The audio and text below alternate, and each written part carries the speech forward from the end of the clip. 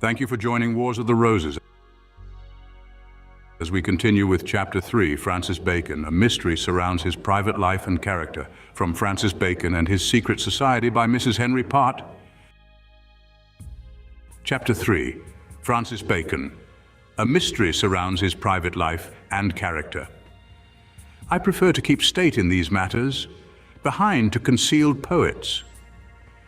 The more closely we peer into Bacon's history, the more particularly we follow up inquiries about him, his private life, his habits, his travels, his friends, his will, his death, the more mysterious a personage does he appear. His public or superficial life seems easy enough to understand, but whenever we endeavor to go beyond this, we find ourselves continually confronted with puzzles and enigmas, and we feel that Ben Jonson was justified in saying in his ode on Bacon's birthday, "Thou standst as though a mystery thou didst." This mystery is felt in many ways. Several times we find him writing with locked doors, the subject of his labors not known, his friends offended by his secrecy and reticence. We find collections of his letters distinctly his, and with nothing in them which could apparently injure the writer or anyone else, published with names and dates cancelled, and with everything possible done to conceal their aim or their author. We find him writing in ambiguous terms, which only knowledge derived from other sources enables us to interpret, and using feigned names, initials, and passwords in his private letters. The cipher which he invented when he was 18 or 19 years old, he has used and tested and finds to be superior to all others when he is 62. How, when, and wherefore did he use or require this extensive knowledge and use of ciphers? And in describing the ciphers, he speaks of other concealed means of communication, of shorthand writing, of hieroglyphic pictures and designs, since he tells us that what he recommends he always endeavors to practice or achieve, we seek for these things in his own books and find them there. He enumerates the 30 or 40 great deficiencies of learning in his time and shows how he has endeavored to supply them. We take much pains to master these, to understand them thoroughly, and to trace them in his works. Thus, armed and well prepared, we set forth to mark their deficiency, or to compare their use in works by other contemporary authors. We are almost appalled to meet with them there too, sometimes fewer in number, but the same in nature and quality. What is to be thought of this? That Bacon did not know what he was talking about, or that there was a general conspiracy of the wits of his age to gull the public as to the authorship of these works? If they were Bacon's works, why did he not acknowledge them? Yet if they were not his, how could he persist that all the chief flowers of language were uncultivated, when the works in question were overrun by them? There are many knotty points connected with this branch of the subject. Why, for instance, did Bacon, notably so kind, so large-hearted, so just in acknowledging merit in others, and in giving authors their due as he gave time his due, which is to discover truth? Why, we say, did he ignore the existence of nearly every great contemporary author? How came it that this bright man, who so preeminently shone in his power of drawing out the best parts of those with whom he conversed, who delighted, when quoting from others, to set an additional sparkle on their words, and to make them appear cleverer or more learned than they really were? How did such a man contrive to avoid all allusion to the mass of great literature of all kinds which was poured out unremittingly during nearly 50 years of his life, and which continued for some years after his death? Bacon spoke of parabolic poetry as deficient and the use of it lost or misunderstood, and he ignores the Arcadia, the Fairy Queen, and the Shepherd's Calendar. In 1623, he mourns the degradation of the theatre and the contempt with which the noble arts of rhetoric and stage playing were treated, ignoring the Shakespeare plays, which had at that time been played upon the stage for a quarter of a century, and of which the first collected edition had just been, almost simultaneously with the publication of the De Augmentis, published, heralded into the world with a great flourish of trumpets by Ben Jonson. He equally ignores Ben Jonson, although Every Man in His Humour was acted at the Blackfriars Theatre in 1598, 2 or 3 years after the first appearance of the Shakespeare plays, and although too William Shakespeare acted on this occasion. It is remarkable that it should have ever been for an instant credited that Francis Bacon never saw the Shakespeare plays performed, or even that he should not have known all about the plays and the man who was passing with the public as their author. For 30 years, Shakespeare lived in London. During those years, Bacon was continually assisting and promoting and joyfully witnessing the performances of these and other plays.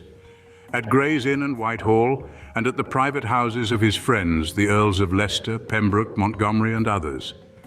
Why did he never, in any acknowledged work, allude to Shakespeare or to Ben Jonson, who, as has been shown, was at one time resident in his house? Essays were a new form of writing, and the very word essay, Bacon tells us, was new. One would suppose that in saying this he would allude to the essays of Montaigne, published long before Bacon's moral essays. All the more he might be expected to allude to Montaigne, because at the time of the publication of the first edition of Montaigne's essays, Francis and Anthony Bacon were living in the south of France and on very intimate terms with the good mayor, the kind patron of learned men, as we learn from Anthony Bacon's correspondence. But although the friendship between these men continued to the end of Montaigne's life, and although the old man made a pilgrimage to Verulam to visit his younger friend, yet Bacon, in his enumeration of deficiencies, makes no allusion to him as the author of essays which were in their day most famous and which ran through a surprising number of editions within a few years. John Florio is supposed to have translated these French essays into English. Now we have documentary evidence that Florio translated all the works of Bacon into foreign languages, we suppose French and Italian, and published them beyond the seas. Bacon then must have been intimately acquainted with Florio, yet he never mentions him. James I gave Florio an annuity of £50 per annum because he had translated the King's work and all the works of Viscount St. Albans. So James also was deeply interested in Bacon's proceedings. It might have been supposed that the circumstance of his having pensioned Florio because the latter translated Bacon's works would have been noted by Bacon's biographers, and that more inquiries would have been made concerning Florio and some remarkable works in English which are attributed to him. But no, the whole matter seems to have been studiously kept in the background. The documents which record the fact of the translation and subsequent pensioning have been printed by the Historical Manuscripts Commission. But although the editors and publishers must know of them, their purport lies unheeded, uncommented on. A paragraph inserted in Notes and Queries, in which the inquiry was made as to any book or books of Bacon's known to have been translated by Florio and published on the continent, has never been answered. Yet amongst the transcribers, editors and publishers of the Pembroke Papers by the Historical Commission, there must have been men who are acquainted with the current history of Bacon and who must have seen something strange in the fact that James I granted an annuity to the supposed translator of Montaigne's essays on the ground of his being the translator of all Bacon's works. Then again, the 16-folio volumes of Anthony Bacon's correspondence, which rest under the dust of oblivion on the shelves of the library at Lambeth Palace. How comes it that these two have been so much kept in the background that, on tracing a letter of Nicholas Faunt to Anthony Bacon, which is the first alluded to by Mr. Spedding, and this in a footnote, we find it to be one of a large and important collection which throws great light upon the position and aims of the Bacons. 2 or 3 references are all that can be found to this voluminous correspondence. The sense of mystery is again perceptible in the explanations given by Bacon's biographers of his system of philosophy or methods, which are of course treated of as applying merely to the science, which is their ostensible aim. This evident and intentional obscurity has been rightly attributed to 2 causes. First, he hoped, by his method of teaching by means of parables, similitudes, and analogies, to avoid all occasion of dispute and controversy, things always abhorrent to his nature. Next, his doctrine was to be veiled in an abrupt and obscure style, such as, to use his own expression, would choose its reader, that is, would remain unread, excepting by worthy recipients of its hidden meaning. This affected obscurity appears in the De Interpretationis Naturae Premium, where he speaks of his peculiar method as a thing not to be published, but to be communicated orally to certain persons. The same veil of mystic language is thrown over Valerius Terminus, the Temporis Partus Masculus, and as we now know, over the New Atlantis.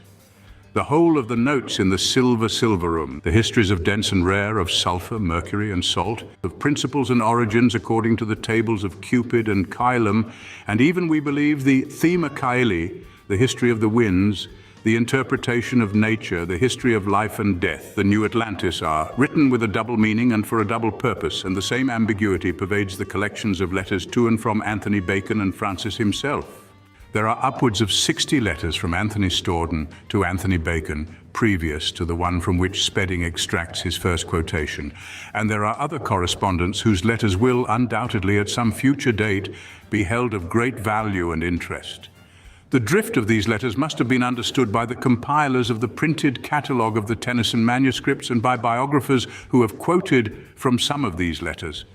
What satisfactory reason can be given for the fact that a hint of the existence of this correspondence is here and there given, and letters are published which bear directly upon politics or the passing history of the day, but that the true purport of the collective correspondence is everywhere concealed? For these letters, taken collectively, have a distinct and harmonious aim and drift. They teach us that Francis Bacon was the recognized head of a secret society bound together to advance learning and to uphold religion, and that Anthony Bacon was his brother's propagandist and corresponding manager on the continent. It seems very probable that future research will prove Anthony Bacon to have been a concealed poet, as well as his brother. If this was not the case, then Anthony must have been another of the many masks behind which Francis screened his own personality. But the former seems to be the more probable conjecture.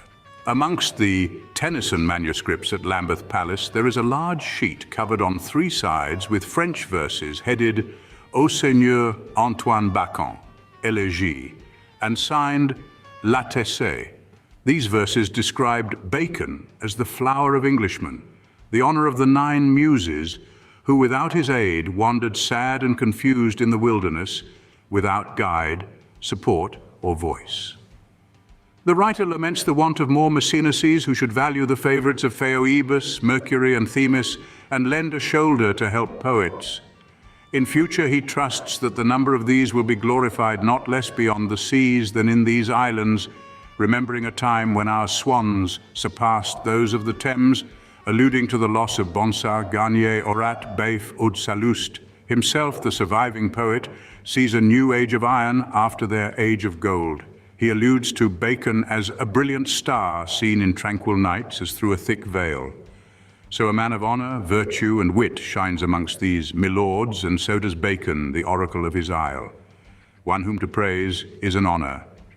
Such a man, continues the poet, is the hope and ornament of his country. To him, Themis, the wise, by the messenger Mercury, who expounds her message, entreats heaven, earth, and the infernal regions to forward his steps. To him, devout piety, the pillar of the church, offers her most precious gifts, that he may rank with immortal heroes. For so rare a spirit, continually bent upon safely steering the helm of the state in the stormiest times, is not unworthy that the state should care for his interests. Bacon, the eye of wisdom, in whom goodness abounds, raises men above themselves and above the world. He retires into himself a perfect and holy place, his soul wrapped in his reason, and his reason wrapped in God. Surely, though the poetry is poor, the matter of these verses is sufficiently remarkable for them to have been commented upon by some biographer or antiquarian. We note, then, as a remarkable fact, that these verses, numbered folio 175, in volume 14, 661, are not included in the printed catalogue. Numbers 174 and 176 are duly registered, but 175 is omitted. Could this omission be accidental? In the Harleian manuscripts, there is the collection of notes described as the Promus of Formularies and Elegancies. These papers consist of 50 sheets, numbered from 83 to 132, and the collection is marked number 7017. It is omitted in the catalogue. Yet within the last few years, these manuscripts have been frequently seen and studied by various inquirers. By and by, there will be occasion to return to these questions. They involve a great many others, which we must not at present stop to consider. But the list of inquiries in other directions is still a long one, and should incline those who heartily desire to get at the pith and truth of these matters to be very humble as to their own knowledge, very cautious about adopting ready-made opinions or assertions which, when tested, are found incapable of supporting themselves. What was the cause of Bacon's great poverty at times when he was living very quietly and at small personal expense? Why did his elder brother Anthony never remonstrate or disapprove of his unexplained expenditure, or of the straits to which he himself was sometimes put, in order to meet the claims upon Francis? Did the brothers' money go chiefly in publishing? And again we say, what share did Anthony Bacon take in his brother's works? If, as Dr. Rawley declared, his learning was not so profound, but his wit was as high as Francis's, did he perhaps frame the plots of many of the plays which Francis polished and finished? Where did Anthony die? Where is he buried? The absence of knowledge on this point draws our attention to the number of great writers and personal friends of Francis Bacon who died and were buried without notice or epitaph. A plain slab sometimes marking the grave, but no mention being made of any works of which they were the authors. Yet monuments of brass and stone were then, as now, the rule rather than the exception. On comparing the tombs of Bacon's friends, certain singular resemblances strike the eye, and are peculiar, so we think, to them and to their descendants. Such coincidences ought, one would think, to be easily explained where such a man is concerned, but search the records of the time which are, up to the present date, published, and see how far you can enlighten yourselves as to any particulars of Bacon's domestic life. It becomes, after long search, impossible to resist the idea that Bacon had some great purpose to serve by keeping himself always in the background, behind the curtain. Whenever you catch a glimpse of him, he goes away in a cloud. It likewise seems that the whole of his most dear and loving friends combined to conceal his true personality, to assist him to enact the part of Proteus, and to ensure that when he should appear here, there, and everywhere, he should be able to pass unrecognized. Amongst Anthony's correspondence, he is rarely mentioned, but often alluded to as the hermit, the character which perhaps he himself undertook in the Gesta Graeorum. There are also some short poems, especially one adorned with the device of a hermit spurning a globe, which seem to apply to Francis Bacon and to have been written by him. When the French ambassador, the Marquis Fiat, visited him during an illness, he said that his lordship had ever been to him like the angels, of whom he had often heard and read but never seen.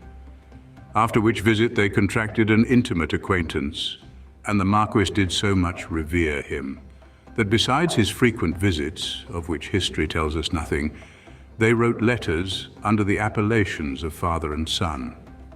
With regard to Bacon's life, it is impossible to study it with any degree of care without observing how often in his biographies we come upon questions or doubts such as these.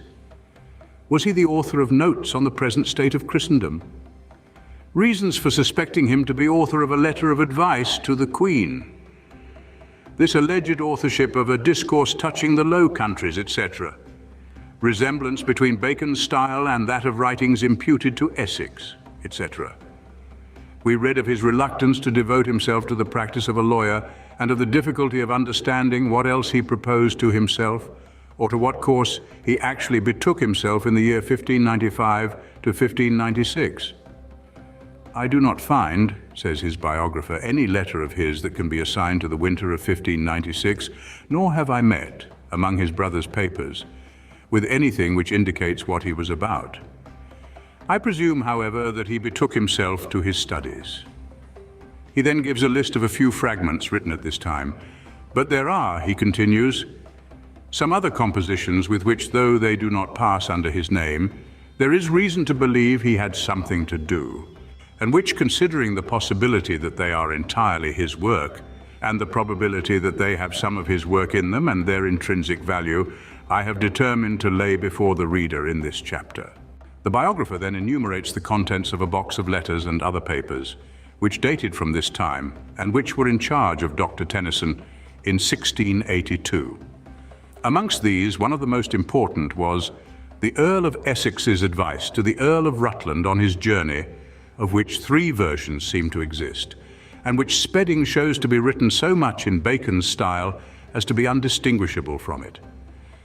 If Essex wrote a letter of grave advice to a young relative going on his travels, it would no doubt have a good deal of Bacon in it. If Bacon drew up a letter for Essex to sign, it would be such a one as Essex might naturally have written. Still, there is a character in language as in handwriting which it is hardly possible to disguise.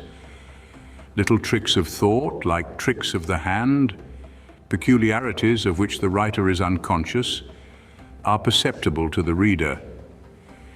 Presently, a similar question of authorship arises with regard to a letter of advice from the Earl of Essex to Fulk Greville, and again the true author seems to be Bacon. Then we find a letter of advice to the Earl of Essex, which, like several others we shall meet with, has been preserved through two independent channels and in two different forms, one in the collection kept by himself and printed by Raleigh in the Resuscitatio, the other in a collection made, we do not know by whom, and printed very incorrectly in the Remains, 1648, and afterward in the Cabala, 1654. There is a mystery about Sir Toby Matthew's collection of letters to and from Bacon. These letters are, as a rule, not only without a date, but likewise they appear to have been stripped of all particulars that might serve to fit the occasion for which they were penned, sometimes even the person to whom they were addressed. One of these letters, desiring a friend to do him a service, is remarkable, as showing that, although the matter which it concerns was of some importance and might bring serious consequences to Bacon, he says that it will probably fall and seize on him, yet it had been put out of his mind by some great invention or work of imagination, which at the time wholly engrossed him. What was the particular occasion upon which this letter was written, it is, says Spedding, probably impossible to guess, but it was as follows. Sir, the report of this act, which I hope may prove the last of this business, will probably, by the weight it carries, fall on and seize me. And therefore not at will, bat upon necessity, it will become me to call to mind what passed. And my head being then wholly employed upon invention, I may the worse put things upon the account of mine own memory. I shall take physic today upon this change of weather and vantage of leisure, and I pray you not to allow yourself so much business, but that you may have time to bring me your friendly aid before night, etc. Another letter, dateless, but which has been referred to 1605, 6, is all written in a tone of mystery and double entente. There seems to be no good reason why Bacon should plainly mention by name one work which he had accomplished, and carefully omit the name of another or others in which it is clear that his friend was interested. Sir, I perceive you have some time when you can be content to think of your friends from whom, since you have borrowed yourself, you do well, not paying the principal to send the interest at 6 months' day. The relation which here I send you enclosed carries the truth of that which is public, and though my little leisure might have required a briefer, yet the matter would have endured and asked a larger. I have now at last taught that child to go, at the swaddling whereof you were, my work touching the advancement of learning. I have put into 2 books, whereof the former, which you saw, I count but as a page to the latter, etc. In another ambiguous letter to Sir Toby Matthew, circa 1609, Bacon says, I have sent you some copies of the advancement which you desired, and a little work of my recreation which you desired not. My installation I reserve for our conference, it sleeps not. Those works of the alphabet are, in my opinion, of less use to you where you are now than at Paris, and therefore I conceived that you had sent me a kind of tacit countermand of your former request. But in regard that some friends of yours have still insisted here, I sent them to you, and for my part I value your reading more than your publishing them to others. Thus, in extreme haste, I have scribbled to you I know not what, etc. What these works of the alphabet may have been I cannot guess, says Speckling in commenting upon this letter, unless they related to Bacon's cipher, in which by means of 2 alphabets, one having only 2 letters, the other having 2 forms for each of the 24 letters, any words you please may be so written as to signify any other words, provided only that the open writing contains at least 5 times as many letters as the concealed. In the promise, the mysterious letter has been connected with an entry in which Bacon seems to connect the plays with an alphabet. Is de ilteris efficitur tragedia et commedia, tragedies and comedies are made of 1 alphabet. And the first impression conveyed by this entry was that the alphabet was a secret term to express the comedies and tragedies, since Bacon quotes Aristotle to the effect that Words are the images of cogitations, and letters are the images of words. The recent discoveries of Mr. Donnelly and others seem to enhance the probability that the entry in question refers to the plays containing a cipher, the word alphabet bearing in this case a bifold allusion to the nature of the tragedies and comedies and a double fitness. And how are we to interpret the following passage from a letter of March 27th, 1621 or 1622 to Mr. Toby Matthew? If upon your repair to the court, whereof I'm right glad, you have any speech with the Marquis of Buckingham, of me I pray pace the alphabet, as you can do it right well in a frame to express my love, faithful and ardent to him. It has been suggested that this was a proposal not carried out, that Sir Toby should collect and edit the plays, and fit them to be presented as a tribute to the Marquis.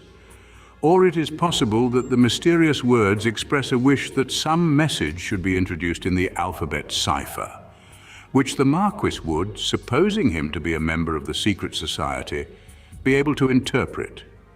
If so, this letter gives a hint of the system which the present writer believes to have been pursued with regard to nearly all these cipher notes or narratives, namely that Bacon provided the materials or substance of the information to be conveyed, but that his sons or disciples did the mechanical work of fitting type and other particulars for the reception of the matter. We turn to a consideration of Bacon's character, his motives and aims in life, about which one would suppose that at this hour there could be no difficulty in arriving at a definite conclusion. How many distinguished pens have been busy with lives, treatises, and essays on Francis Bacon? Here, at least, it may be expected that the mists of doubt and darkness shall have been cleared away, and that we may rest upon positive authority. We are prepared to receive many shocks to our feelings, to find flaws in the character which we would wish to be an entire and perfect chrysolite. Still, it will be at least satisfactory to know that the whole truth is laid out before us, even if the contraries of good and evil must appear in this, as in all things human. But here the confusion is worse than ever. The contradictions, the divergences of opinion are as extraordinary amongst those who have read much or something about Bacon as they are amongst those who have read little or nothing. Who has been more admired, more shamed, more spitefully or conscientiously abused, more revered and loved than Francis Bacon? A strange and wonderful man, surely, who can be the subject of so many opposed opinions. Somebody is right and somebody is wrong, that is clear. And we proceed to relieve the oppression produced by this cloud of witnesses by putting down on paper the verdicts delivered by the numerous self-constituted judges who are the great authorities of the present day. To these we will add the utterances of Bacon's friends and contemporaries, who surely have an equal right to be heard. The startling result is this, that it is hardly possible to produce a single statement concerning Bacon's character, disposition, motives or aims, made by one great authority, which is not contradicted by another authority equally great. The following are specimens of this kind of comparison. They might be trebled in volume, but they are enough to show that in this, as in other particulars, there is a mystery and a want of accurate knowledge concerning our great subject. The character and genius of Francis Bacon as described by great authorities. He was mean, narrow, and wanting in moral courage. The wisest, brightest, meanest of mankind, Pope, Essay on Man. A serenity bordering on meanness. His fault was meanness of spirit. The mind of Waller coincided with that of Bacon. A narrowness to the lowest degree, an abjectness and want of courage to support him in any virtuous undertaking. Sir Anthony Weldon is likely enough to have exaggerated the meanness of Bacon. Macaulay. He was anything rather than mean. On the other hand, he was generous, open-hearted, affectionate, peculiarly sensitive to kindness, and equally forgetful of injuries. The epithet of great, which has been so ungrudgingly accorded to him as a writer, might, without any singular impropriety, be applied to him as a man. Professor Fowler's Bacon, page 28. Greatness he could not want. Ben Jonson, Discoveries. A man splendid in his expenses. Sir Toby Matthew. Weighted by the magnificence of his character, Dr. Abbott's Introduction to Bacon's Essays. Servile, a flatterer, fawning on the great, a courtier by choice.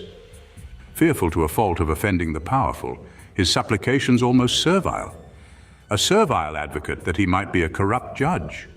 He excused himself in terms which must be considered as shamefully servile, maiole.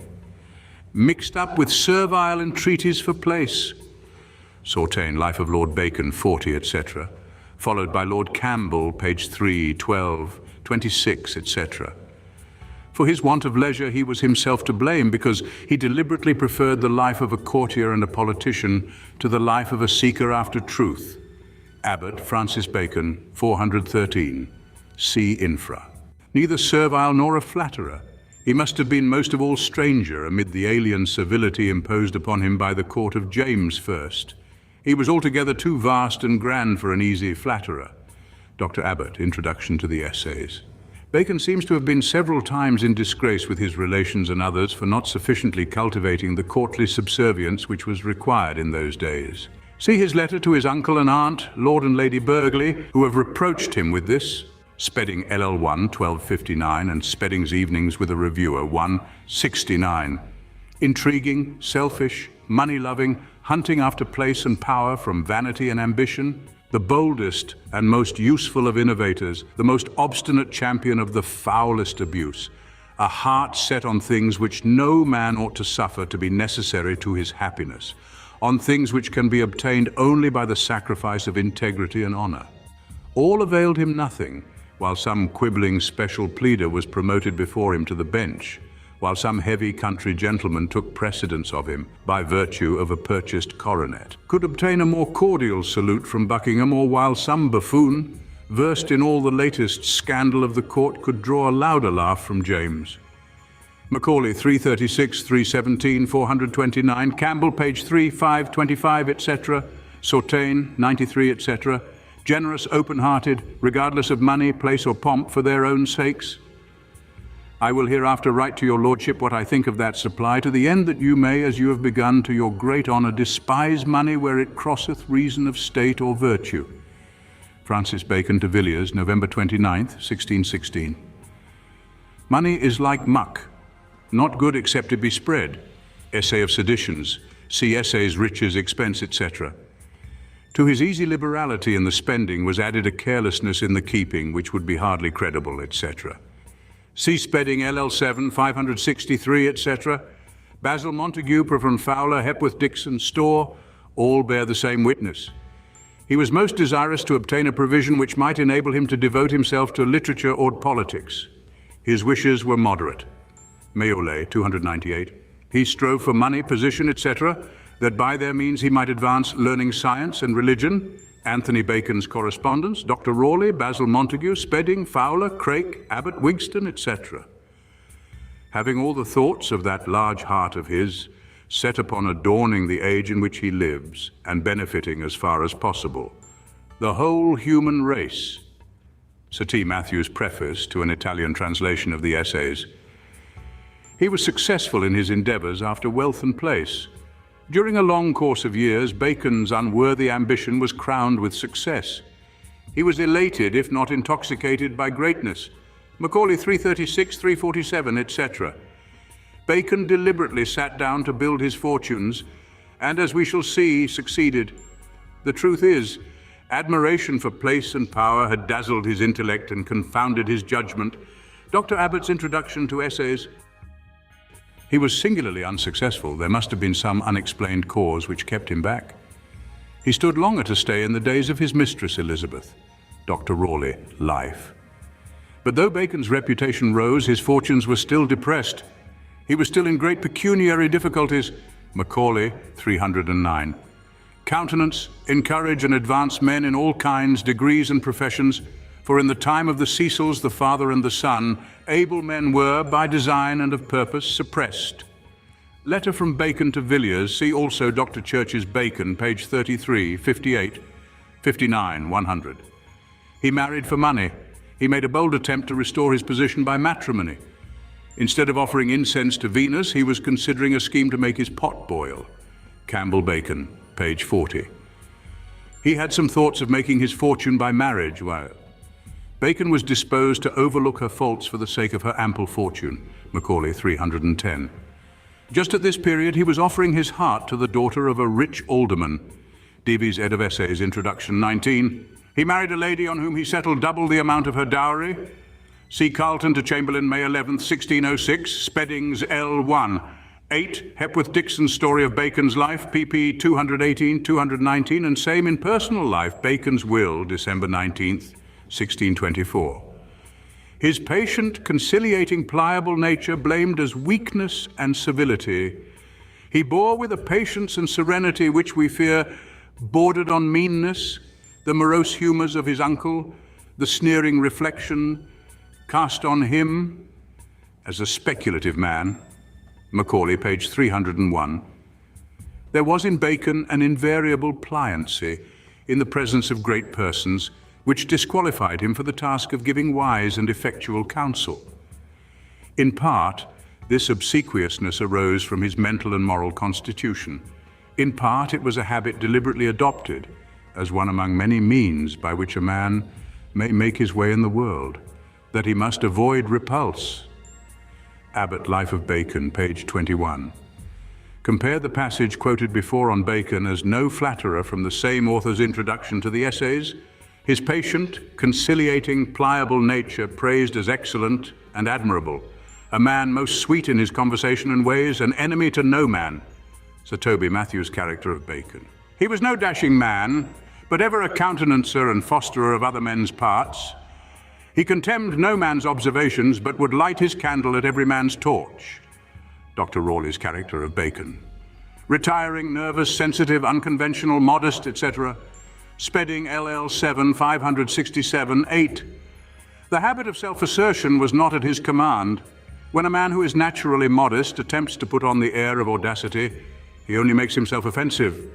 The pliancy or submissive attitude toward his official superiors is generally blamed in him as an unworthy condescension, but I am not so sure that he would have acknowledged it as a fault.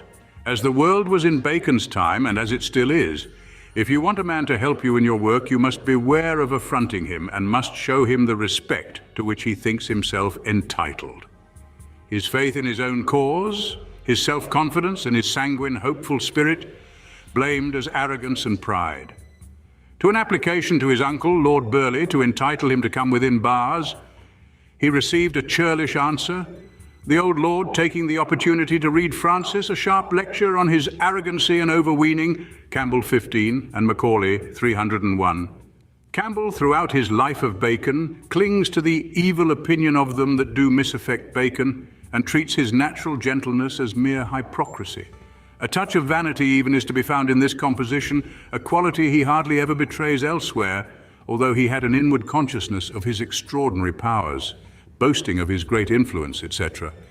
In 3 days, Bacon was obliged hypocritically to write, etc. The following is Bacon's boastful account, etc. Campbell's Bacon, page 111, 152. Bacon's overweening self-confidence, etc. Storr Essays Introd. His self-confidence, fixed purposes, and hopeful spirit praised. One find that such persons as are of nature bashful as myself are often mistaken for proud.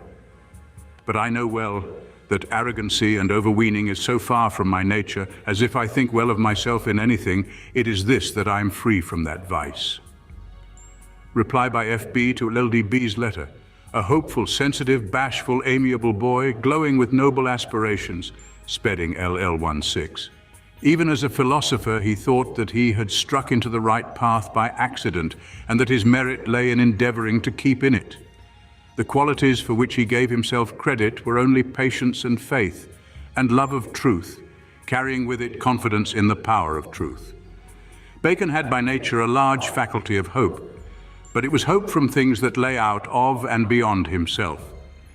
He attached little importance to himself except as an instrument for their accomplishment.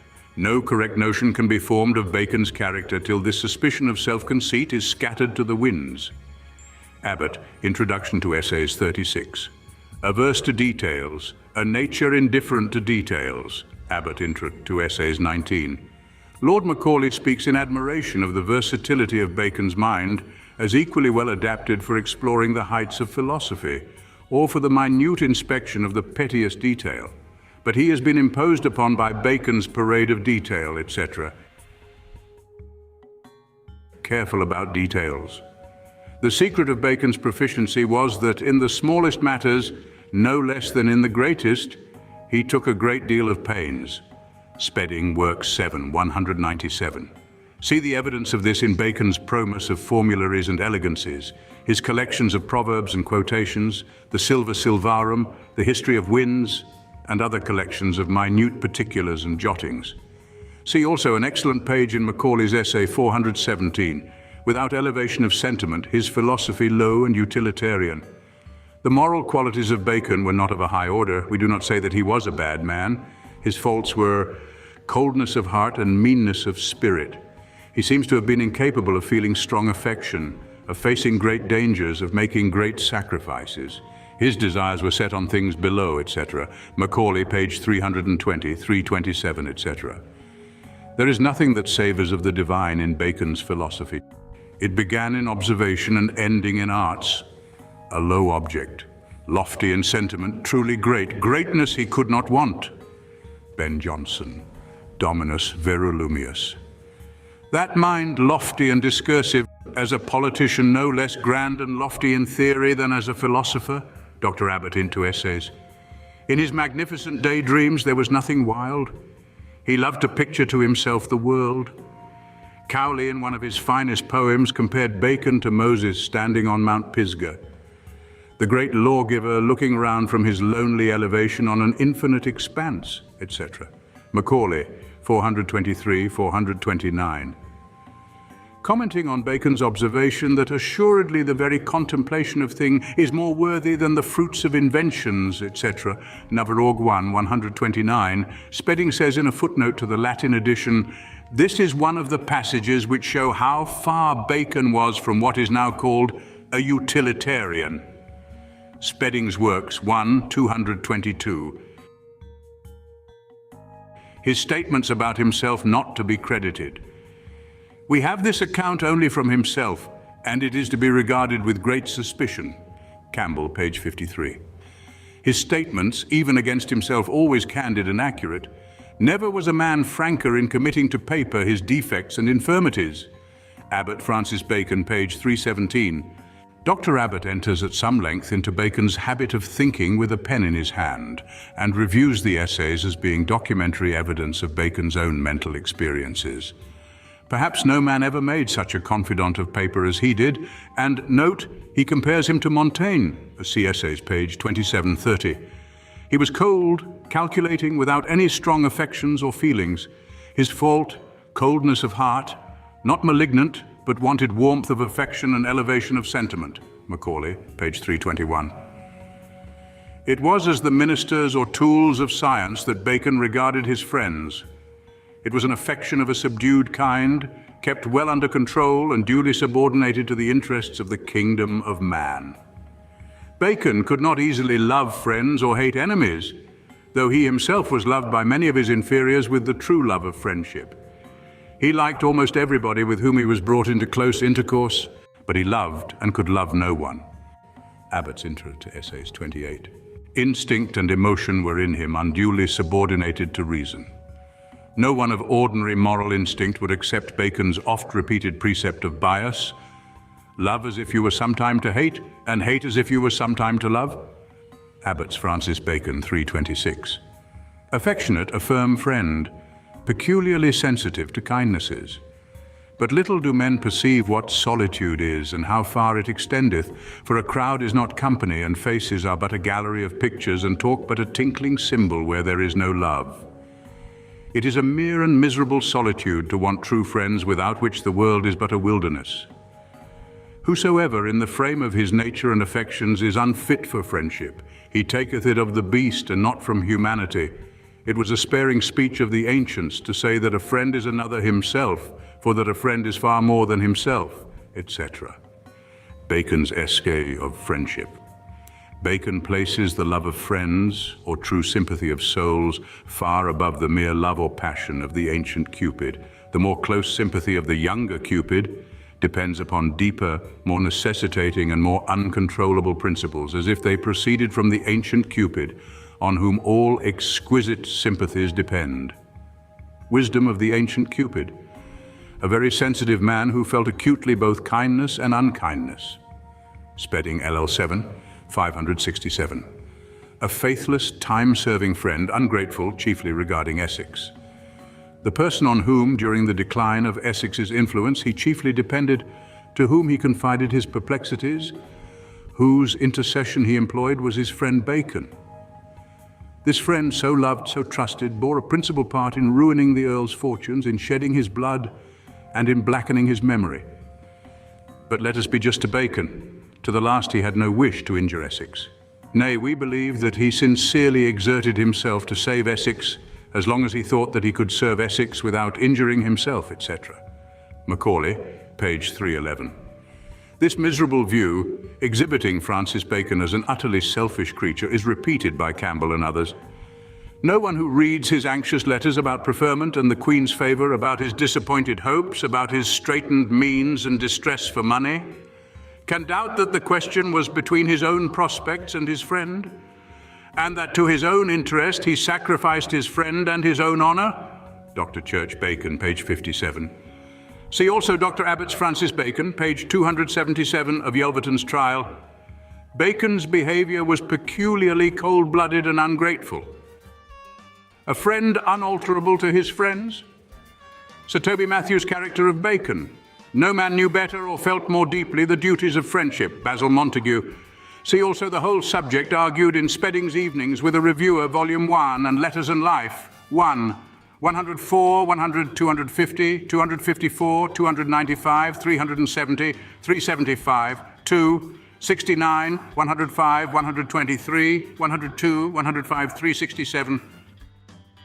The fictitious biography paints him as bound by the sacred ties of gratitude and affection to the Earl of Essex, who, after striving in the most disinterested spirit to procure for him a great office and a wealthy wife, had, failing in these efforts, generously bestowed upon him Twickenham Park, as helping and advising that Earl, so long as he could do it safely and with profit, but as going over to his enemies when the hour of danger came, and when the Earl's rash enterprise gave those enemies a legal advantage over him, as straining his utmost skill as an advocate and a writer to take away the life and to damn the memory of a noble and confiding friend.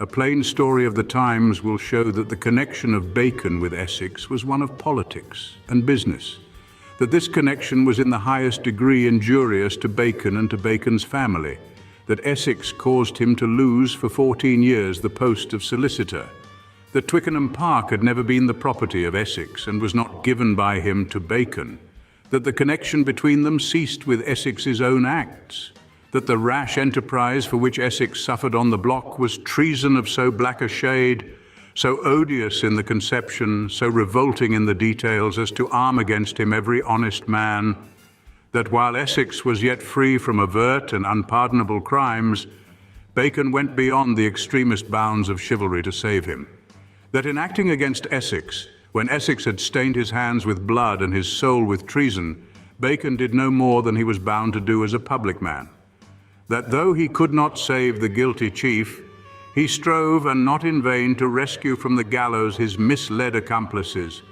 Finally, that to the generous suppressions of the state paper which he drew up under Her Majesty's command was due the fact that Essex's name should be pronounced without a curse, and that his son could one day be restored in blood. Hepworth Dixon, Story 16. See the same book, page 46, 186. Unloved as he was unloving, he had but few friends and was little reverenced. This is the impression conveyed by most of Bacon's antipathetic biographers, a view of his character which Dr. Abbott tries hard to reconcile with the spirit of genuine affection which breathes through the records of his friends and contemporaries, and, we may add, through all the letters which refer to him, written to him, or of him, where his personal relations with intimate friends and acquaintances are touched upon. See infra.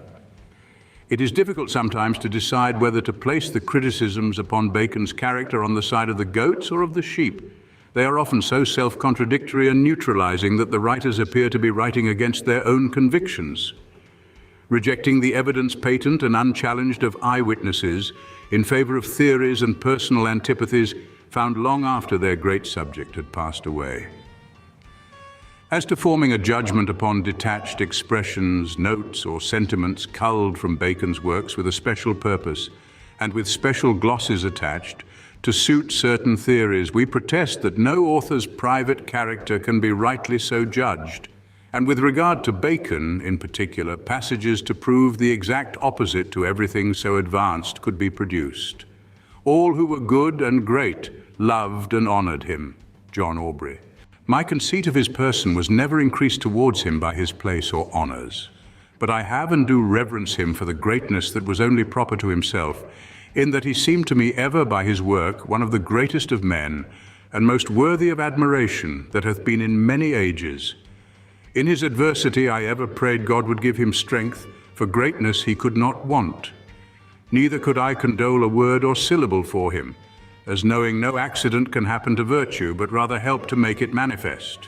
Ben Jonson, Dominus Verulamius. The same is echoed by Dr. Rawley, Osborne, Peter Boner, and Sir Toby Matthew, all personal friends. C. Spedding, LL 7, 576, Hepworth Dixon, Story 482, etc. The following rather grinding version is from a usually hostile critic of Francis Bacon. Bacon's better traits have to be inferred from the brief testimony of one or two of his most intimate friends, whose disinterested eulogies, after his disgrace and death, prove that to them at least he seemed not only genial, kindly and affectionate, but also a bright example of lofty virtue. There seems something in the nature of a problem in the contradiction between Bacon as he appeared to his friends and Bacon as he appears to us. We have noted already the spirit of genuine affection which breathes through the short memoir of him written by his chaplain, Rawley. His domestic apothecary and secretary, Peter Boner, expresses a wish that a statue of him may be erected, not for his learning and researches, but as a memorable example to all of virtue, kindness, peacefulness, and patience. Ben Jonson speaks in the same strain of his virtue. To the same effect writes Sir Toby Matthew, one of his most intimate friends, who was in the secret of his philosophic projects, and to whom he dedicated his essay on friendship. It is not his greatness that I admire, but his virtue. It is not the favors that I have received of him that have enthralled and enchained my heart, but his whole life and character, which are such that if he were of an inferior condition, I could not honor him the less, and if he were mine enemy, I could not the less love and endeavor to serve him. Will all his faults, neither his formal works nor his private letters convey more than a fraction of the singular circumflex charm with which his suavity of manner and gracious dignity fascinated his contemporaries, and riveted the affections of some whom it must have been hardest to deceive. His enthusiasm for truth in nature ennobled his intercourse with his associates, and placed them on a footing of such cordial fellowship with his brother workers that he really loved them. At least it is certain that he made them love him. Abbot Francis Bacon, 319, 33, etc. His cruelty, want of feeling for animals, vivisection. He seems to have no liking for birds or beasts, wild or tame. The torture of a long-billed fowl by a waggish Christian who called down on himself the resentment of the Turks by his cruelty inspires him with no deeper feeling than amusement. See the passage quoted below, of which this is the exposition, in the introduction to Dr. Abbott's edition of the Essays. The restrictions on aviaries have been treated as an indication that Bacon had a strong love for animals, but it would seem he did not object to cages, provided the want of nestling and foulness do not obtrude themselves on the spectator. Abbott, Notes to Essex of Gardens. While condemning vivisection of men, he assumes its lawfulness when applied to animals, without restriction or justification. Abbott, Notes to S of Goodness. Mayole, Campbell, and others charge Bacon with aiding and abetting the torturing of Peacham. His kindness and tenderness of heart, love of animals, flowers, vivisection.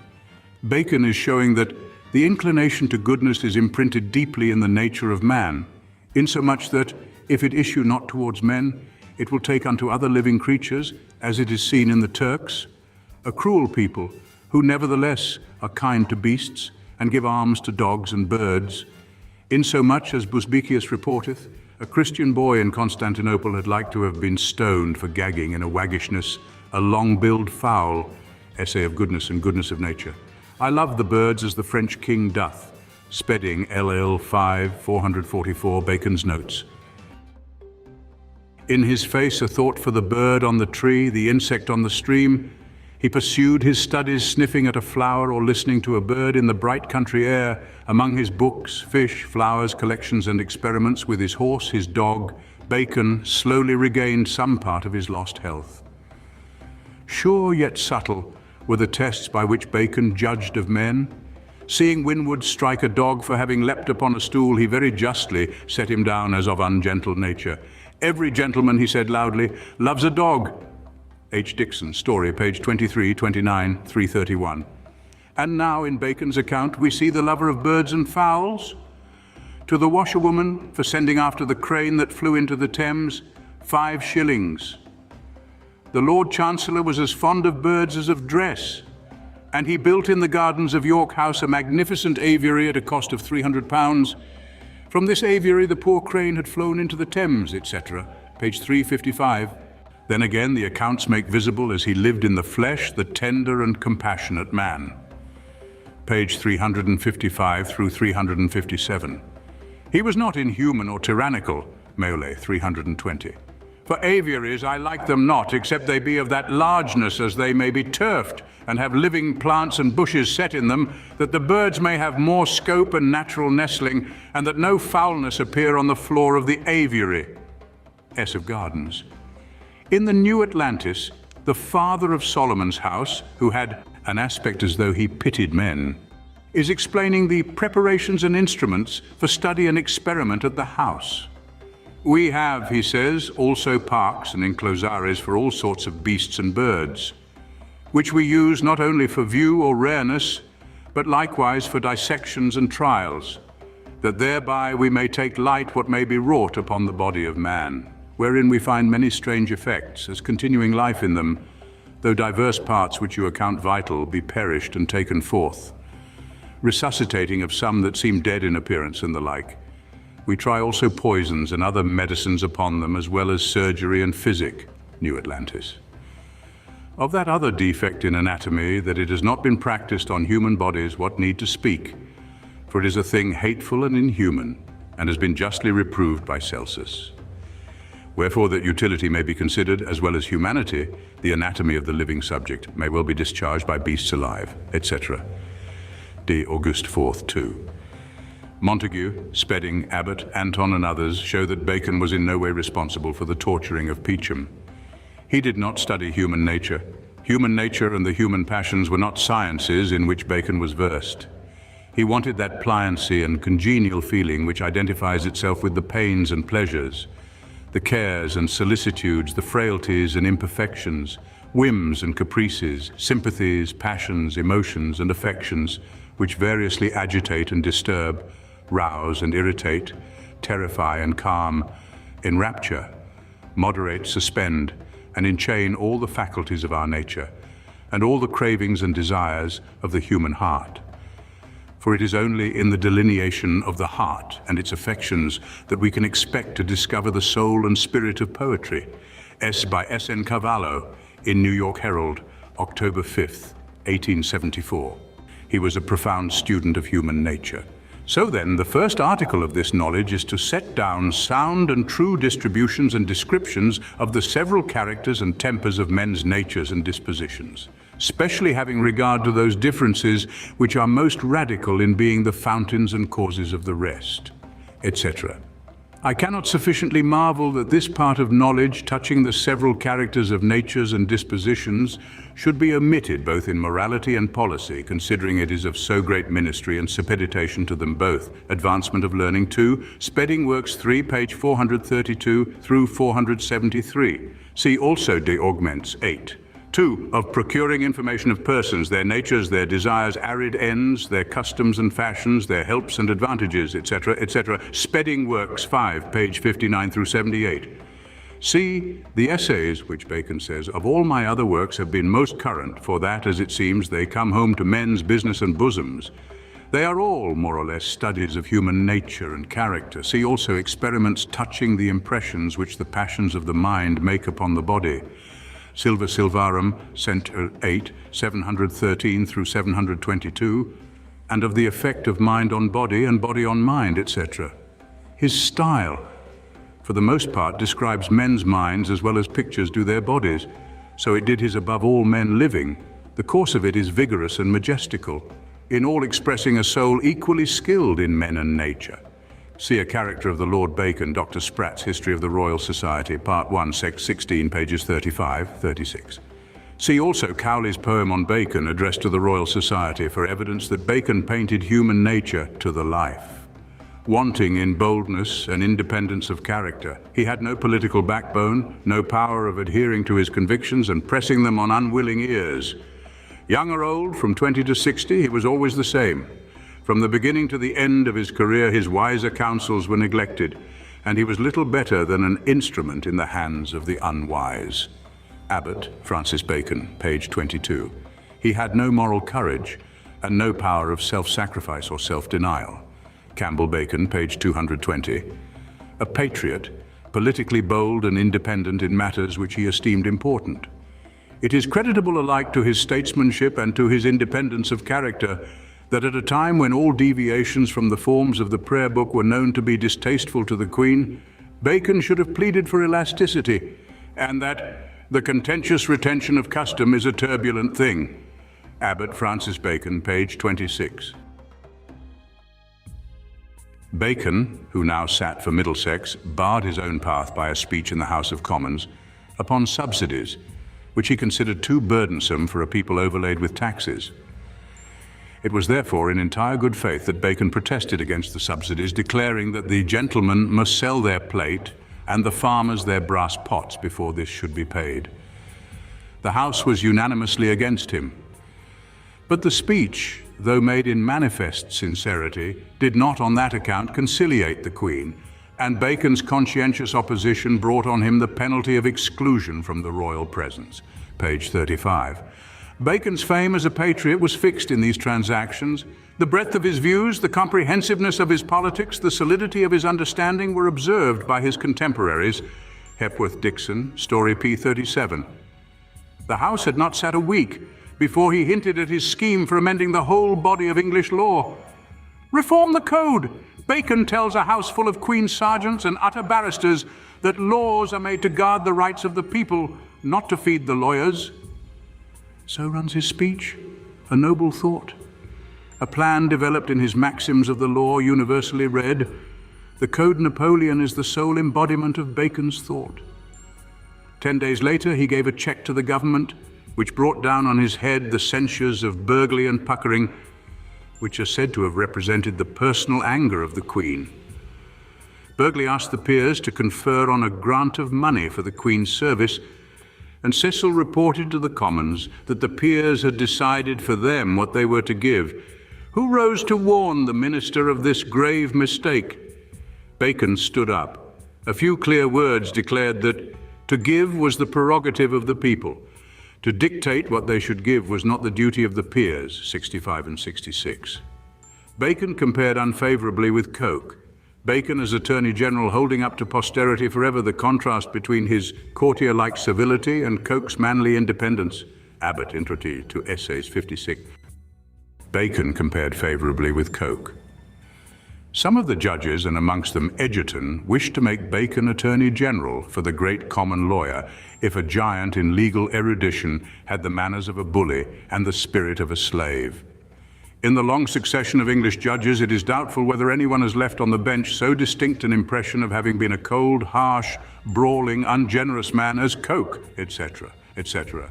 Hepworth Dixon, 79, 80. Wanting the warmth of heart, the large round of sympathies which enabled his rival at the bar to see into political questions with the eye of a poet and a statesman, Coke could only treat a constituted court as a thing of words, dates, readings, and decisions, not as a living fact in close relation to other living facts, and having in itself the germs of growth and change. A 231. See Spedding, Let, and Life, 1, 232, an inequitable judge, his judgments questioned. Unhappily, he was employed in perverting laws to the vilest purposes of tyranny. Mayolet, 330. He did worse than nothing in politics. He degraded himself. He injured his country and posterity by tarnishing the honorable traditions of the bench. Abbott Interest to Essays 96, and see by the same Francis Bacon, pages 20, 21, 29. An equitable judge. His judgments neither questioned nor reversed. His favourites took bribes, but his lordship always gave judgment secundum equum et bonum. His decrees in chancery stand firm. There are fewer of his decrees reversed than of any other chancellor. John Aubrey, Sped L. 7, 557. A most indefatigable servant to the king and a most earnest lover of the public, Sir Toby Matthew. Bacon was the first of a new order of public men. Bad men kill offices, and good men found them. See Hepworth Dixon's story, page 210, etc. See also Lord Chief Justice Hale on the jurisdiction of the Lord's House, 1716. Apologizes abjectly to the Queen about his speech on the subsidy. The young patriot condescended to make the most abject apologies. He bemoaned himself to the Lord Keeper in a letter which may keep in countenance the most unmanly of the epistles which Cicero wrote during his banishment. The lesson was not thrown away. Bacon never offended in the same manner again. Maulet, Essays, pages 303, 304. The Queen was deeply incensed and desired it to be intimated to the delinquent that he must never look to her for favor or promotion. An eloquent eulogist says that he heard them with the calmness of a philosopher, but his answers show that he was struck with repentance and remorse, and that in the hope of obtaining pardon, he plainly intimated that he should never repeat the offense. Campbell, page 23. His compunction for his opposition to the subsidy, 24, does not offer any apology to Tly Queen about his speech on the subsidy. The letter is extant and contains not a word of apology. This letter is a justification and no apology. Spedding LL1 233. It is worthy of note that among the many expressions of regret at the royal displeasure, there is no record of any apology tendered by Bacon for his speech. Abbott Intro to Essays 129. See also the polite but independent letter which Bacon wrote not long afterwards to the Queen herself, ignoring the obnoxious matter of the speech and applying directly to be employed in the Queen's service. Spedding L1, page 240. His speech charging Essex and his connection with the trial condemned as perfidious and unpardonable. The lamentable truth must be told. This friend, so loved, so trusted, bore a principal part in ruining the Earl's fortunes, in shedding his blood and in blackening his character, etc. Maulet's essay. To deprive him of all chance of mercy, Bacon compared him to the Duke of Guise. The Queen wished a pamphlet to be written to prove that Essex was properly put to death, and she selected Francis Bacon to write it. He, without hesitation, undertook the task. No honourable man would purchase Bacon's subsequent elevation at the price of being the author of this publication, etc. Campbell, page 64. His speech charging Essex commended as lenient, his conducting of the trial explained as being obligatory, an official duty, etc. Basil Montague, Spedding 2, 367. Bacon closed the case in an eloquent and memorable speech. His own relations with the Earl of Essex, he said, were at an end.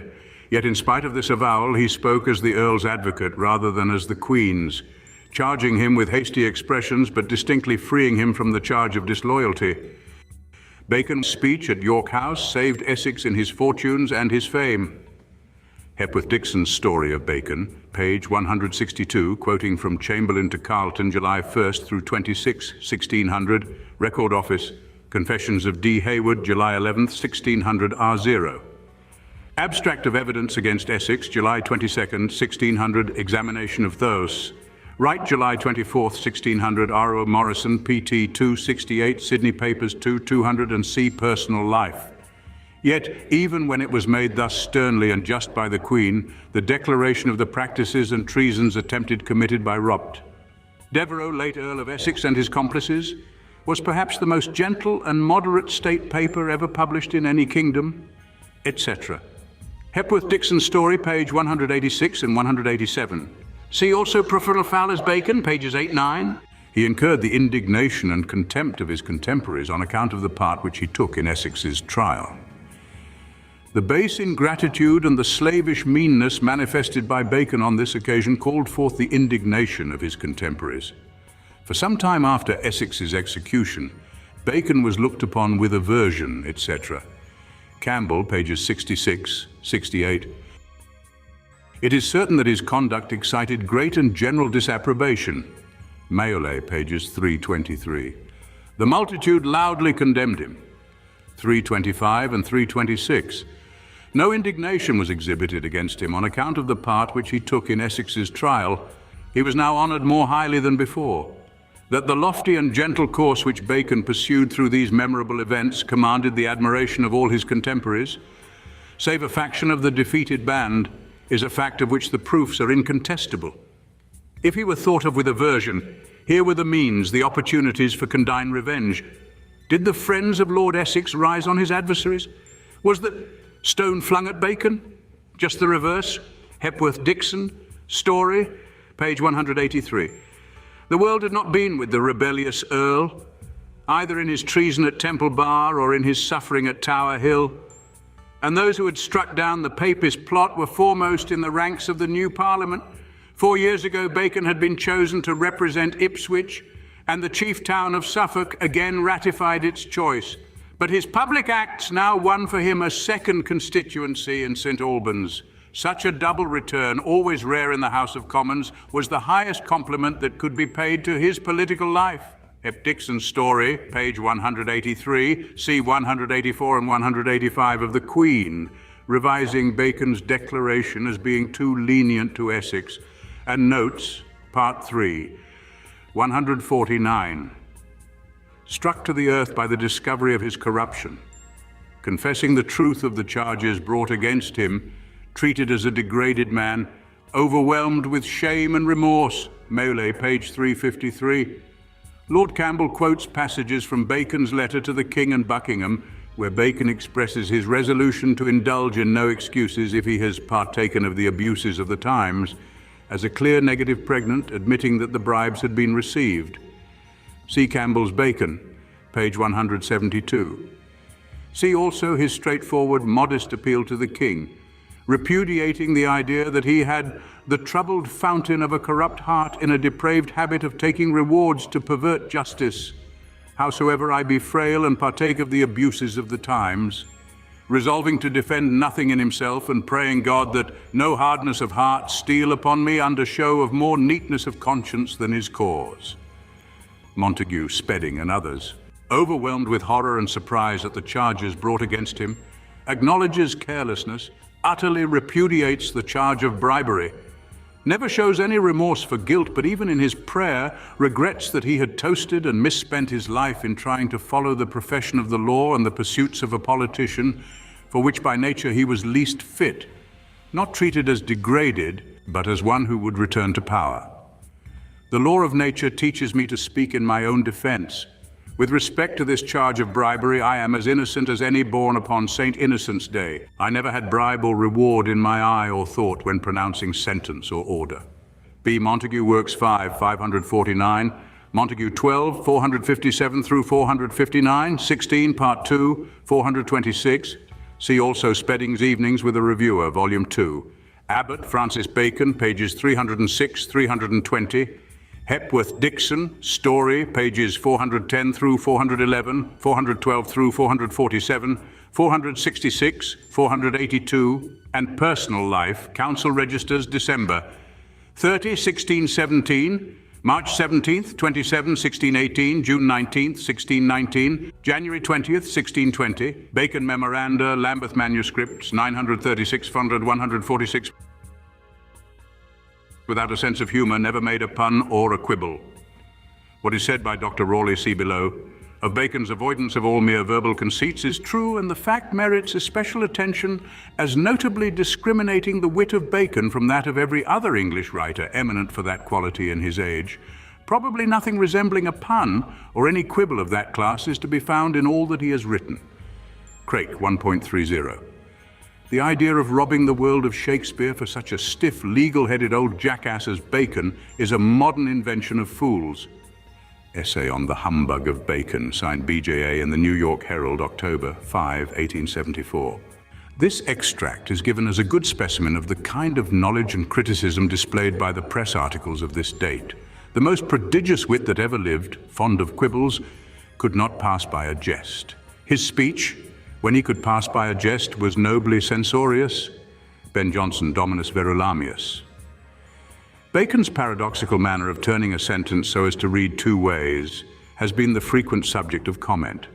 A large number of puns and quibbles are to be found even in bis graver works, and Ben Jonson's remark shows that however much he might try to exclude these plays upon words from his writings, the habit of punning was so confirmed in him as to be, in Jonson's opinion, a disfigurement to his oratory. The most prodigious wit that ever I knew is of your lordship's name, albeit he is known by another. Sir Toby Matthew, letter to Bacon. Want of imagination of the higher type, of looks conversing with the skies, of beauty born of murmuring sound that passes into the face, he takes no account. It is the exclusion of the higher type that leads him to doubt whether beauty is a hindrance or a help in running the race of life. Store of S of beauty.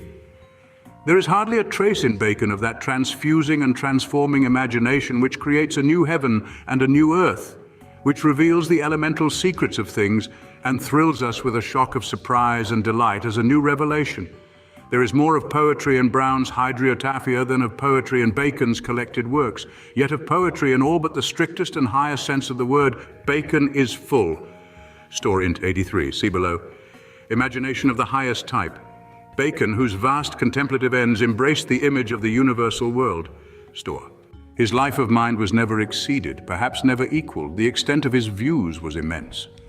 His powers were varied and in great perfection, his senses exquisitely acute. His imagination was most vivid and fruitful, etc., etc. Basil Montague, volume 16, 451, 463.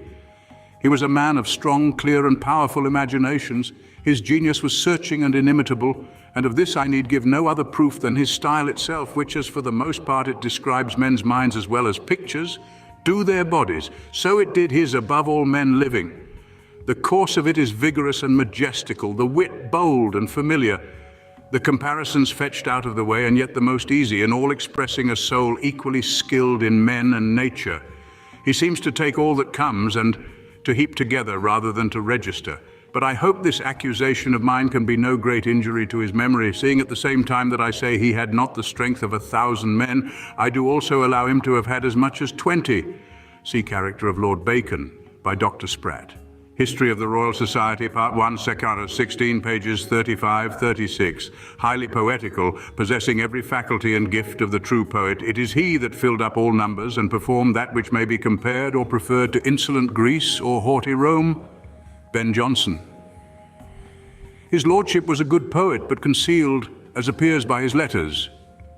John Aubrey. The author of the great assizes holden in Parnassus ranks Lord Verulam next to Apollo. The poetic faculty was strong in Bacon's mind. No imagination was ever at once so strong and so subjugated. In truth, much of Bacon's life was passed in a visionary world, magnificent daydreams, analogies of all sorts, etc., etc. Meule. Few poets deal in finer imagery than is to be found in Bacon. His prose is poetry. Campbell.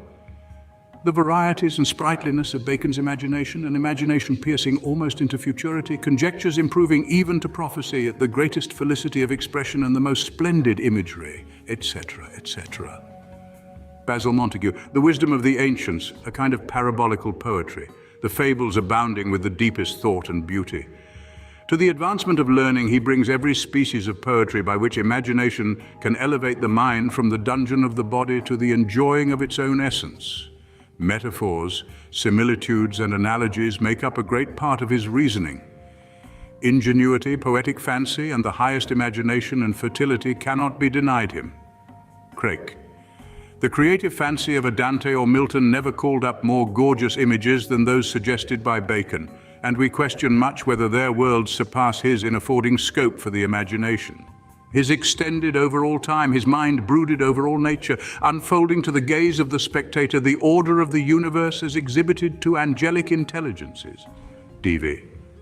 The tendency of Bacon to see analogies is characteristic of him, the result of that mind not truly philosophic but truly poetic, which will find similitudes everywhere in heaven and earth. Dr. Abbott. He had the liveliest fancy and most active imagination, but that he wanted the sense of poetic fitness and melody he might be almost supposed with his reach and play of thought to have been capable, as is maintained in some eccentric modern theories of writing Shakespeare's plays. No man ever had a more imaginative power of illustration drawn from the most remote and most unlikely analogies. Analogies often of the quaintest and most unexpected kind, but often also not only felicitous in application, but profound and true.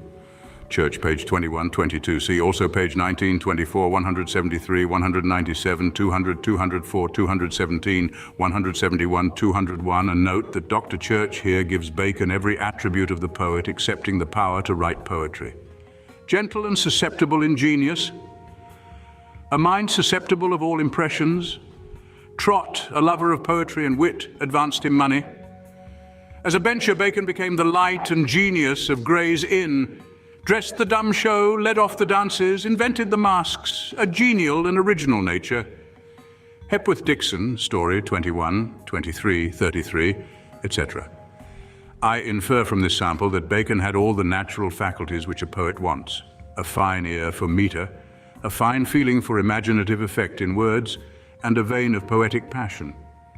The truth is that Bacon was not without the fine frenzy of a poet, etc. Spedding Works 7, 267, 272. Sir Francis Bacon is also enumerated by Edmund Howes amongst a list of our modern and present excellent poets which worthily flourish in their own works, and who, according to their priorities as near as I could, I have orderly set down. In this curious list, Bacon stands 8th and Shakespeare 15th in order. See also Sir Toby Matthew's account of Bacon's sprouting invention, his ravishing way of words, metaphors, and allusions as perhaps the world hath not seen since it was a world. His preeminence as the genius of England, see Halliwell Phillips's Outlines, page 512. Dr. Fisher of Heidelberg endorses these opinions in his work on Bacon. He had little or no religion.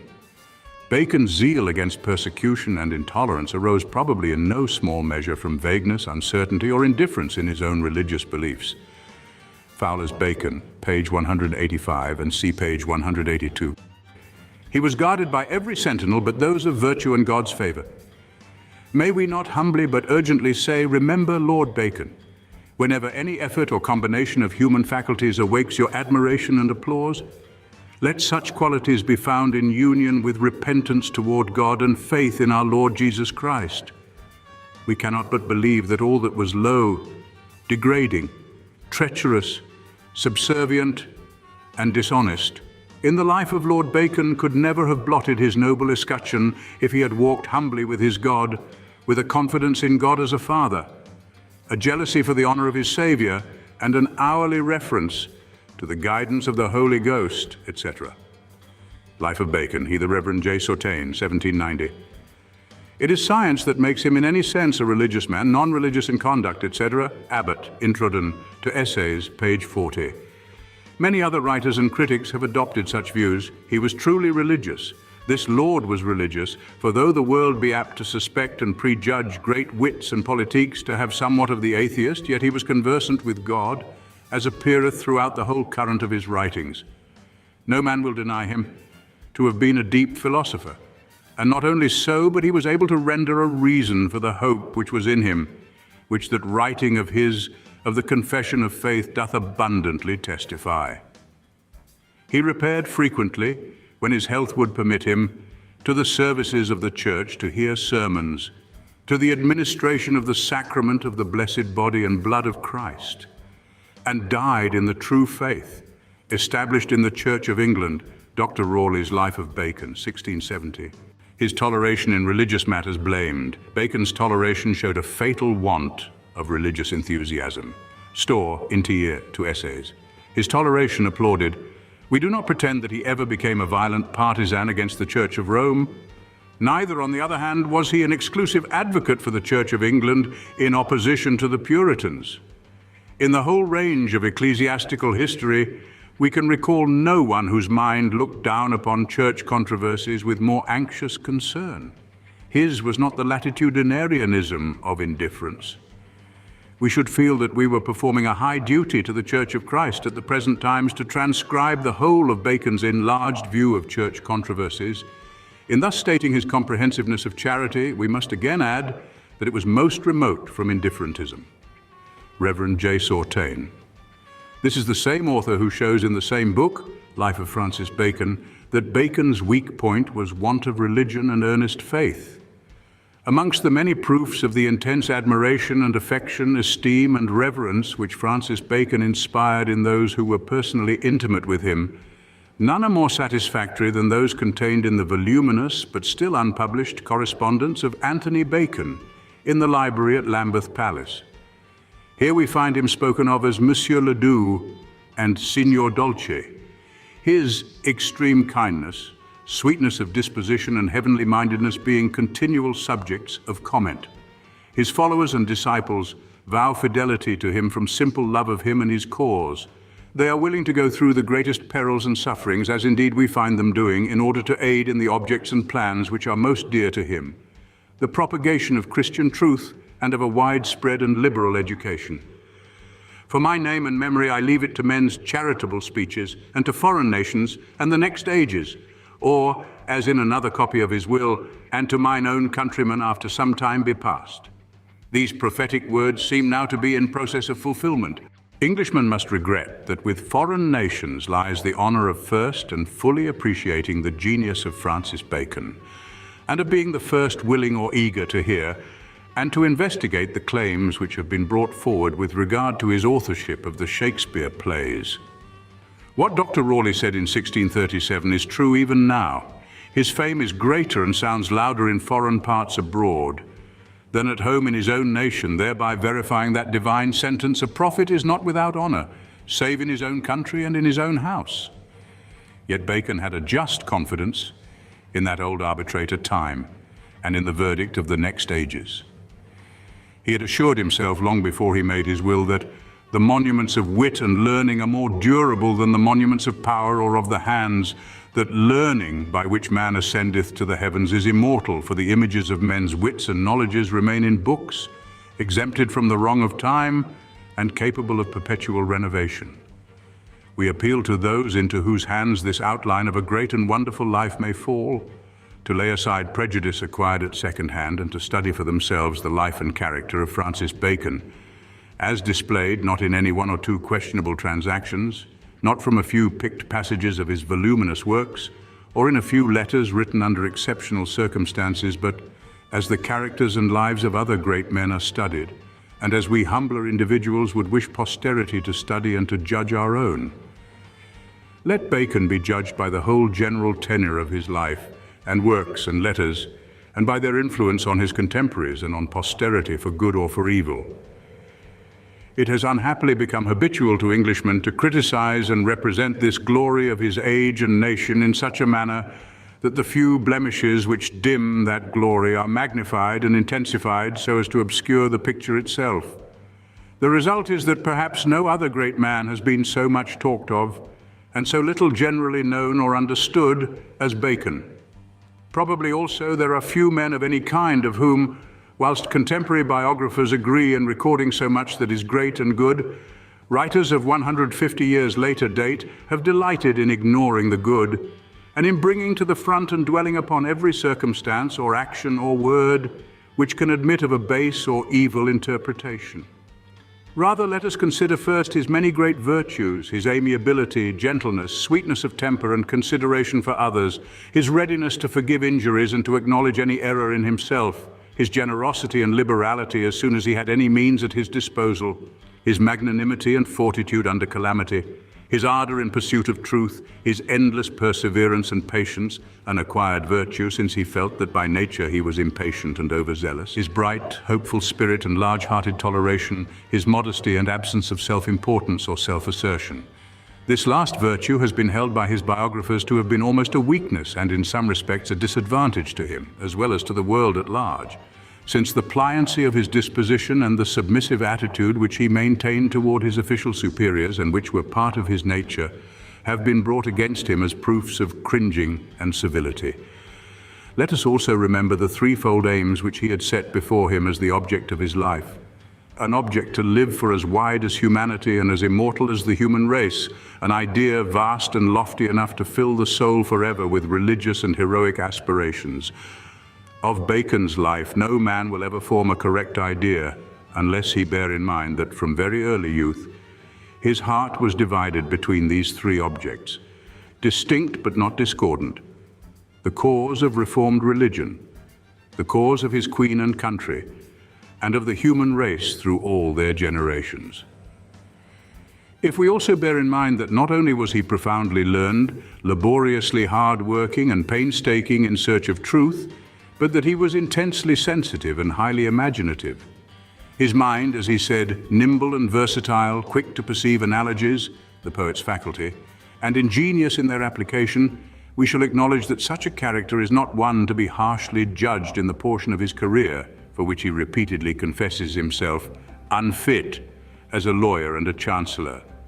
For our own sakes, for justice' sake, let us first contemplate and know him at his best as the pioneer of truth, the patriot born, the poet-philosopher, the man who wished to spend and be spent for the advancement of learning and the benefit of the human race. Theobald, in the preface to his edition of Shakespeare, says kindly, "The genius that gives us the greatest pleasure sometimes stands in need of our indulgence." Whenever this happens with regard to Shakespeare, I would willingly impute it to a vice in his times. So said Bacon of himself, though it was never his manner to excuse himself. This is all I can say for the present concerning my charge.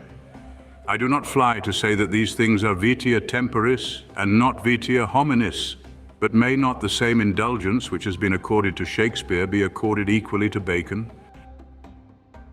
Of Shakespeare we know nothing creditable. He was vulgar, jovial, and money-loving. Of Bacon, we have the testimony of contemporaries whose opinion is above all suspicion of interested motives, and we know that those who saw him nearest and those who knew him longest give him the best character. Sir Toby Matthew, writing, 1618, to the Grand Duke of Tuscany, gives some account of his career and position and a description of his immense intellectual powers. He goes on to say that the praise applies not only to the qualities of the intellect, but as well to those which are rather of the heart, the will, and the moral virtue. Being a man most sweet in his conversation and ways, grave in his judgments, invariable in his fortunes, splendid in his expenses, a friend unalterable to his friends, an enemy to no man, a most hearty and indefatigable servant to the king, and a most earnest lover of the public, having all the thoughts of that large heart of his set upon adorning the age in which he lives, and benefiting as far as possible the whole human race. And I can truly say, he adds, having had the honor to know him for many years, as well when he was in his lesser fortunes as now that he stands at the top and in the full flower of his greatness, that I never yet saw any trace in him of a vindictive mind, whatever injury were done him, nor ever heard him utter a word to any man's disadvantage which seemed to proceed from personal feeling against the man, but only, and that too very seldom, from judgment made of him in cold blood. It is not his greatness that I admire, but his virtue. It is not the favors I have received from him, infinite though they be, that have thus enthralled and enchained my heart, but his whole life and character, which are such that if he were of an inferior condition, I could not honor him the less, and if he were mine enemy, I should not the less love and endeavor to serve him.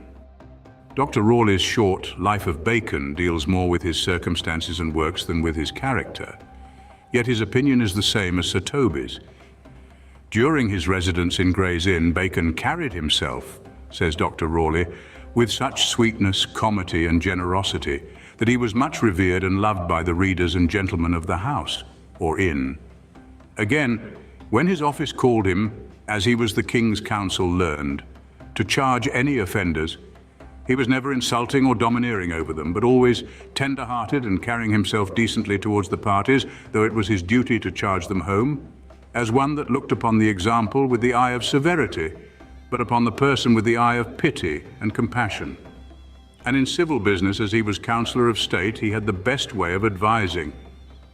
The King giving him this testimony, that he ever dealt in business suavibus modis, which was the way that was most according to his heart.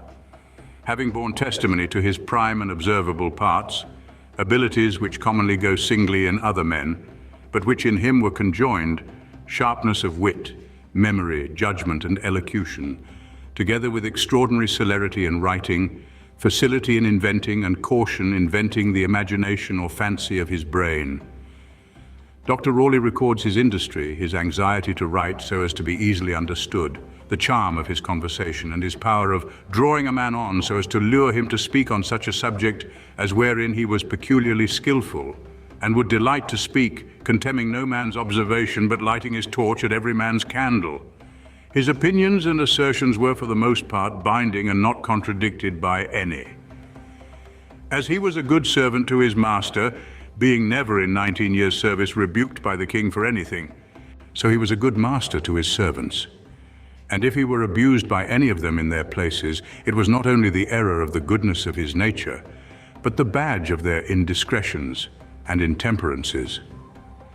After speaking of Bacon as a religious man, able to give a reason of the hope which was in him, and observant of the services and sacraments of the Church of England, Dr. Raleigh continues, "This is most true.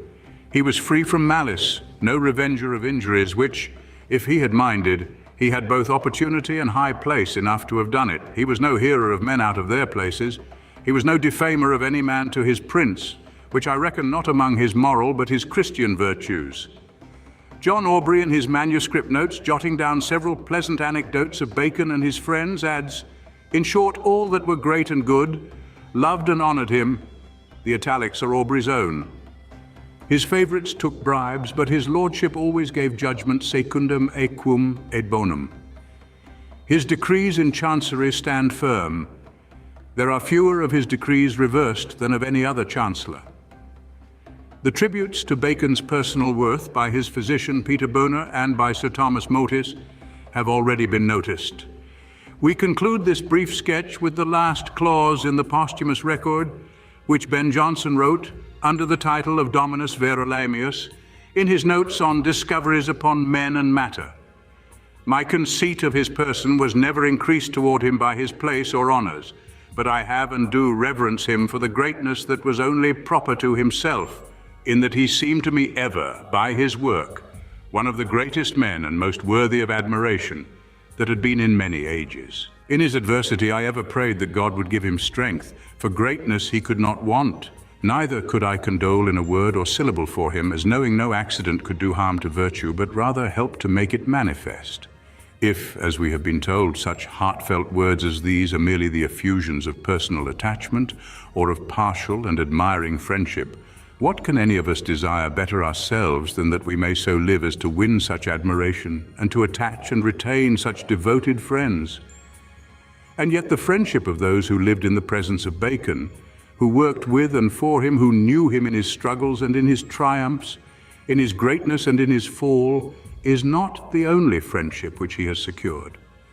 Those still revere and love him best who, like Basil Montague, James Spedding and Hepworth Dixon, have devoted years of their lives to the study of his works and the contemplation of his life and character. Lord Mayole, who wrote one essay on Bacon, is astonished at the enthusiasm with which a prolonged intimacy with the works and life of that great man had inspired his biographer Basil Montague. "The writer," says Mayole, "is enamored of his subject. It constantly overflows from his lips and his pen. But this is the impression made upon most thoughtful persons who read and read again, without previous prejudice or the aid of a commentator, the works and letters of Bacon, until they come to know not only the matter, but the man himself. There can, we think, be but one issue to such a study, admiration deepening into esteem, sympathy, and a feeling of personal friendship, which no hostile or piecemeal criticism will avail to shake. The admiring warmth with which Shakespeare scholars have justly extolled the character of their ideal author is precisely that which creeps over and possesses the soul of the earnest disciple of the myriad-minded Bacon. We may be incapable of following, even in imagination, the vast contemplative ends which he proposed to himself and to the accomplishment of which his life was actually consecrated. But no one who can apprehend, however dimly, the plan and purpose of such a life can withhold from it a tribute of admiration, or can remain insensible of the influence for good which that man must by personal example have shed around him, and which through his works he still diffuses. And, says Ben Jonson at the conclusion of his sketch of Bacon's genius, there is not one colour of the mind and another of the works. Such as works are as a whole, such on the whole is their author, goodness as well as greatness. is impressed upon the writings of Bacon. We may be awestruck in the contemplation of his magnificent powers of mind, enchanted with his language and with the consummate ability with which he treats of all subjects, great or small, but we feel that this is not all. Mere intellect may attract attention and admiration, but it does not win esteem. Running through the whole of his works, there is a thread of genuine goodness. It is a thread rather underlying the substance than superficially exhibited, but it is inextricably interwoven. Everywhere from Bacon's works there radiates this goodness: kindness of heart, large-minded toleration, enthusiasm of humanity, respect for authority, reverence for and trust in a great and good God. This it is which enthralled his personal friends and enamored his later biographer. This it is which prompts us to exclaim of him as Holofernes did of Virgil, "Who understandeth thee not, loveth thee not." Thank you for watching, and please don't forget to share, like, subscribe, and comment. And if you can, please consider donating to Wars of the Roses. Links to PayPal and Patreon are in the description. Thank you so very much.